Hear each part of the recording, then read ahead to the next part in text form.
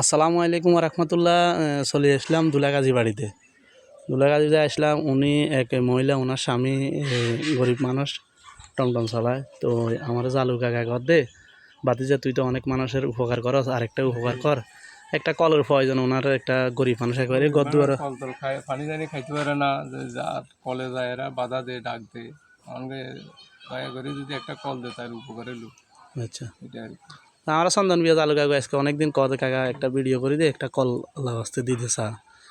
তো ওনার গদ্দুয়ার আসলে বাঙ্গা চূড়া, এই যে গদ্দুয়ার না হিয়েন তো বাইরে হিয়ান বাইরের এটা গদ্দুয়ার দিব, মানে আরেকজনের ঘর থাকে, এটা ঘর দিব, পিলার টিলারও মানুষের সাহায্য সহযোগিতা করি, সবাই গদ্দুয়ার দিয়ে দিব।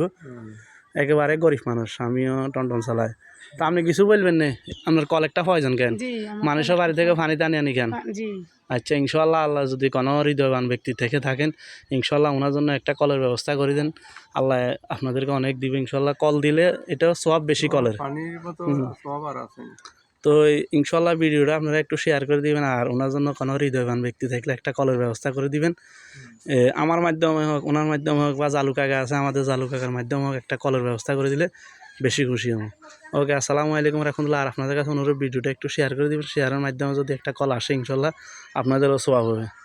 একেবারে গরিবে গরম ভাঙ্গি রেখেছে, ফিলার টিলারও আরেকজনে দিছে, করবো আস্তে আস্তে আস্তে করে, আর একটা একটা কিনে গাছদেরকে ফালা দেয়। তো ওকে, আসসালামু আলাইকুম।